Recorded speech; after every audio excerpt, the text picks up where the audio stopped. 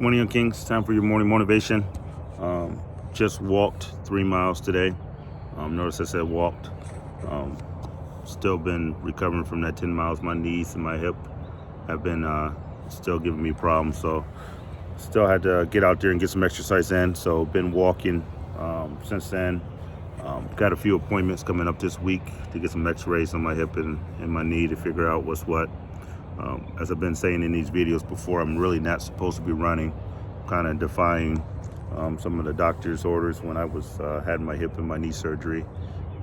And plus me being a big guy, just put a lot of pounding on my joint. So decided to walk, kind of slowing it down some, still getting out there, acknowledging my body and its need to kind of recover and not try to push through for the sake of pushing through. So still got out there and get it in. There's a saying that goes, all you can do is all you can do, but your job is to make sure that that's all you can do. So if you're giving your all, that's all you can do. But if you're giving less than your all, then there's more that you can do. So kind of push the limits without going to the extreme of doing something just for the sake of doing it or at the destruction of your body or someone else. So just continue to push as far as you can. All you can do is all you can do. So in that today, my morning devotional was talking about slowing things down, and it's right in line with where we were going as far as being the authentic version of ourselves. This is not a sprint. This is a marathon, and you can't sprint a marathon. There's going to be times that you're able to run a little faster, and there's going to be times where you need to slow down.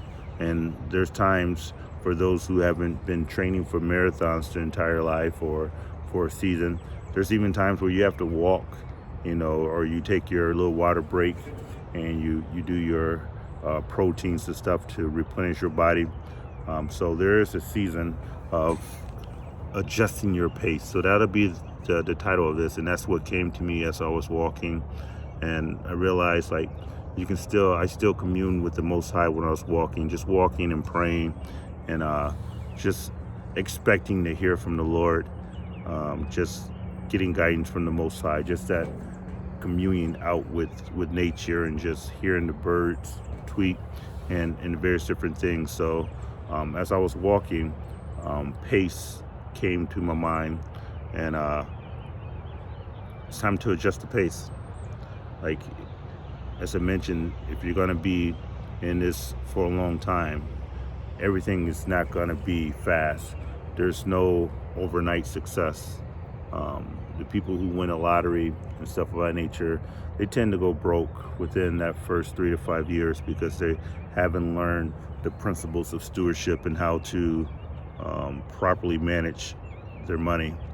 Same with pro athletes. There's a few that break out after their careers, but most of them after their careers, they seem to fizzle out and become, ordinary people. Well, they're all ordinary people. And I was reading that in James today. You're not supposed to prefer one man because he's rich and then stay away from someone because they're poor. God doesn't like that. God does not show partiality to anyone. He loves us all. And if we start showing partiality, then we can get into destruction as well. But like I said, pro athletes, after their professional career, they get accustomed to living in a lavish lifestyle. And then when the revenue or income still stops coming in, they still accustomed to that, so they still try to maintain that lifestyle without the same revenue coming in.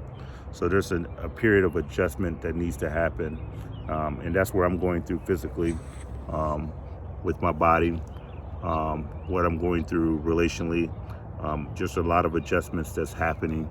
So when these adjustments happen, you gotta embrace them. You can't sit and wait for it to get better or to change.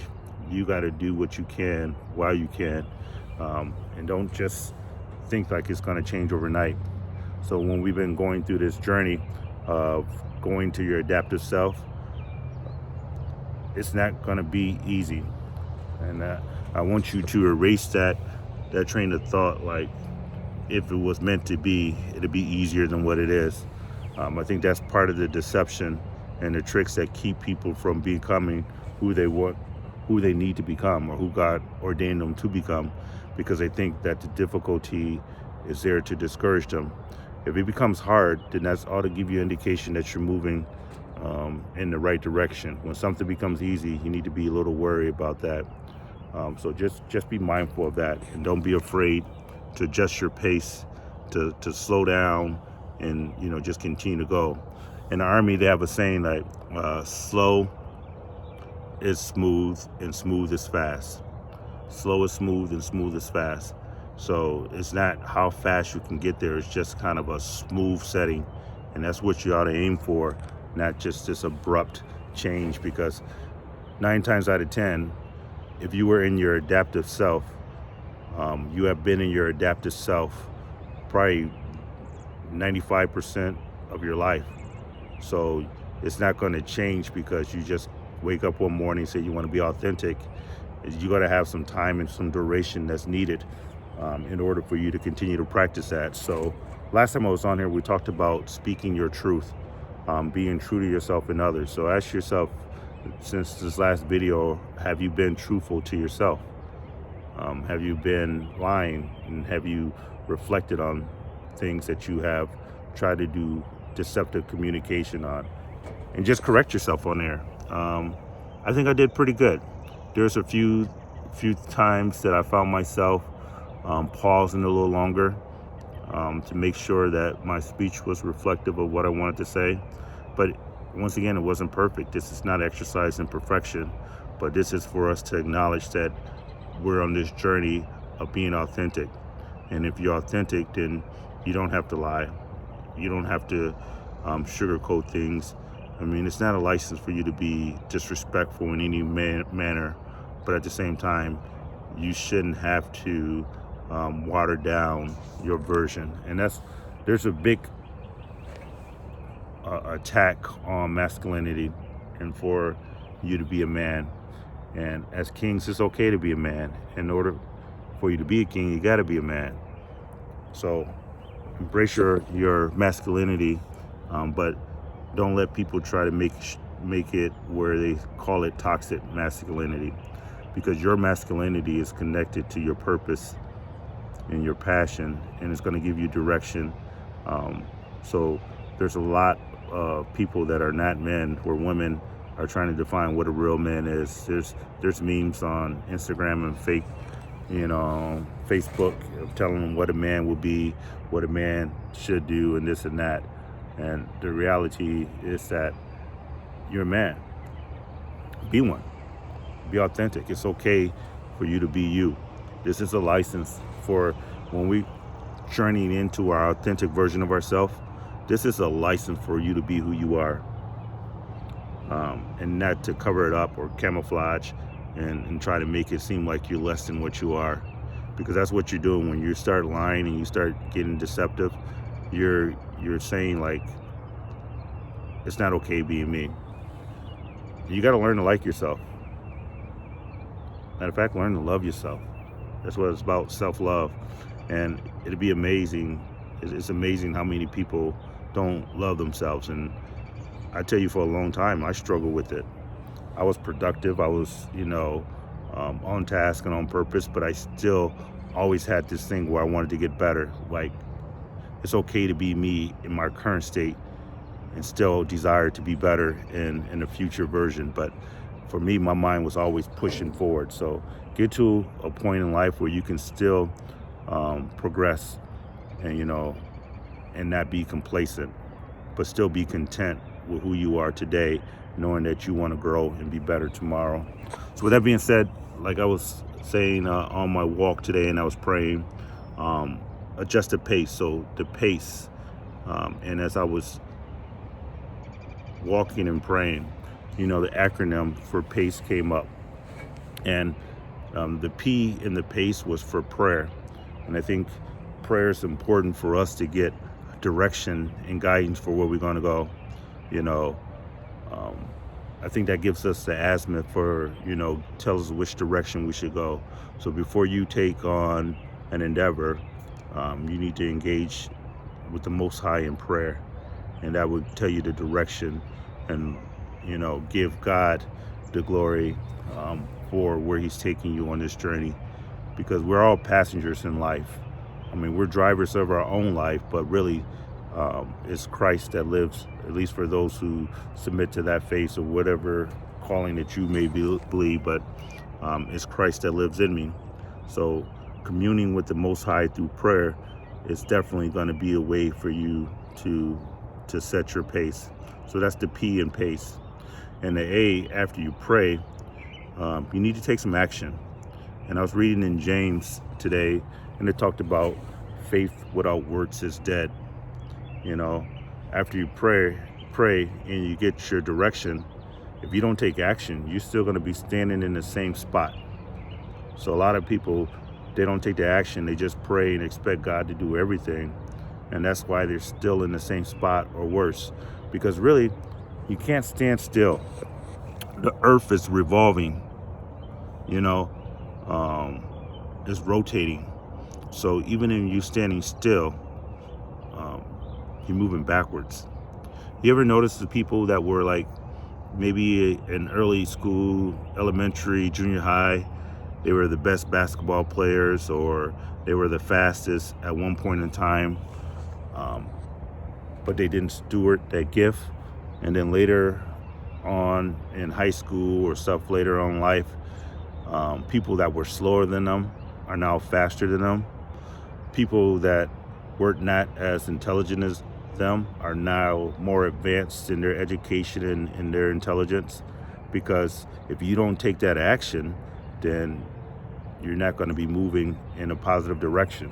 So it's one thing for people to pray, and a lot of people in religious setting, they pray, but they don't move into the action phase. And that's why it talks about in the 2nd chapter of James, faith without works is dead.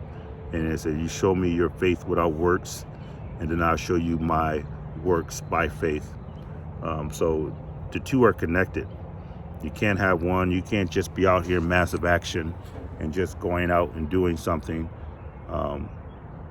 You need to have prayerful action. There's a saying about action, and it's talking about adjusting the pace as well. The saying goes like this: if you have enough time to do it again, then you had enough time to do it right the first time. So don't just rush through something for the sake of getting it done.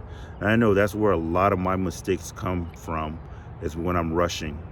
When I try to make a decision, real quick, I make mistakes. Or if I'm writing a paper and I'm writing too fast, then I start to get errors in there, because my mind knows what I want to say, but my mind and my body wasn't in sync. So what I'm typing and what I'm writing is not in sync with what I'm thinking. So sometimes you got to slow down on there. So prayer, and then you take your actions. The C on there is commitment.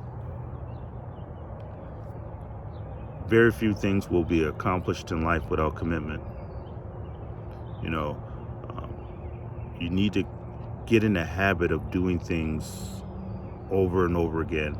And this commitment is not connected to your feelings, because in order for you to be the authentic version of yourself and be the best version of you, you're going to have to be commitment. You ought to be committed to your purpose and your calling more than you are to your feelings. Your feelings are deceptive. Motivation is deceptive. I mean, if you're waiting to be motivated, if you're waiting to feel good, if you're waiting for anything, you're wrong. Commitment says, this is where I'm going. I'm starting walking. I'm taking that step. It takes, 30 days to really start developing that level of commitment, and then you repeat that in another 30 days.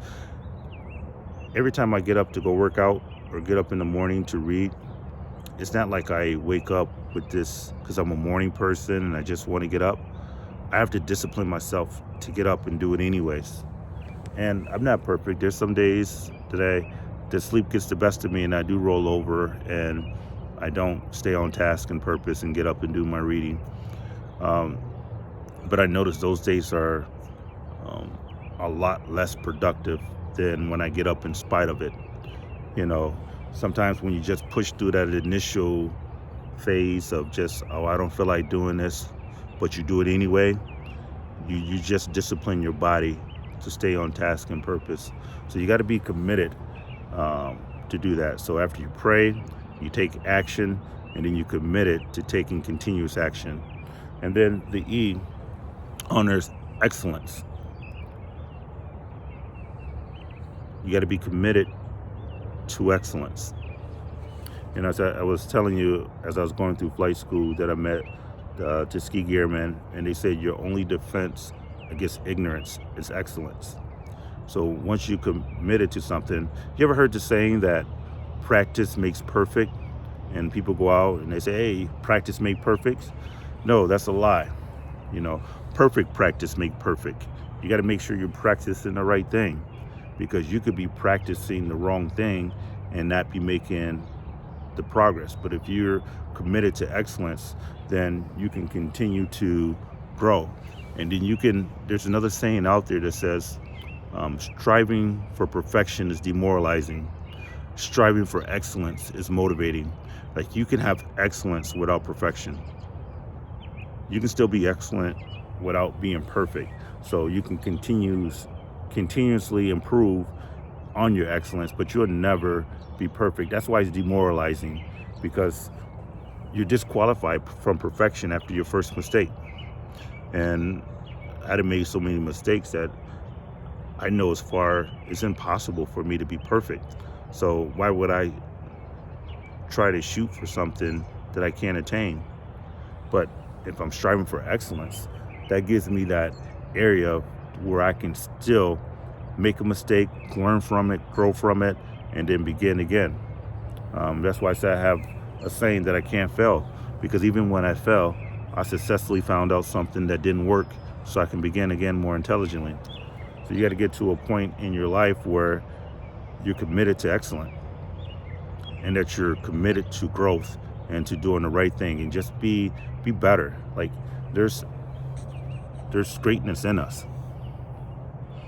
If we don't hold it dormant, if we don't drown it out with excuses, if we don't, settle for being less than great, then we'll be excellent.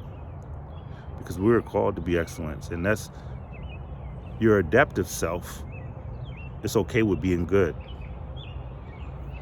They said good is the enemy of great. So your adaptive self is like, hey, well, that's enough. We used to have a saying coming up in the Army. We used to be cleaning our weapons and stuff and whatever, and we used to like, oh, that's good enough for government work. Just like, oh, that's just enough to get by. But you realize, like, you don't need to just get by. There's more to life than just getting by. And those people who continue to sharpen their crafts and continue to get better and refine, those are the people that are rewarded. The people that you admire, that you sit and listen to their music, you sit and watch on TV shows and stuff like that, you watch them because they're good at what they do. You ever seen a movie where the actors are just horrible, and they're just like, you're not playing a role? Those are not the people that you look up to. Now, these are, even a bad actor is still an actor. They're still getting paid to do what they're doing. But those are not the ones that you gravitate towards. Your favorite artist, your favorite athlete, your favorite actress, or whatever, your favorite chef, whatever it is that you admire their profession, you admire their excellence. You admire how gifted they are in their craft. You admire how committed they are to the role that they're playing and what they're doing. You admire how fit they are if they're an athlete, and how they're able to do this and that. It exceeds that of a normal person. And if you admire that about them, why don't you strive to create that same level of activity in your life that would make you above average, that would make you to be extraordinary? And the difference between ordinary and extraordinary is that little word extra. So this week, and I challenged you before, find a way to go to a little extra mile, to do a little extra. You may not be able to do what you used to do. Like today, I wasn't able to go out and run, and I'll go to the doctors and figure it out what I need to do. And you may tell me again that I don't need to run. But even if it comes back that I can't run, I'm going to walk. And then when walking gets too painful on my joints, I ride my bike. And then if it gets to the point like that, I'll go swimming where there's no resistance. You might have to learn how to swim a little better, but there is something you can do.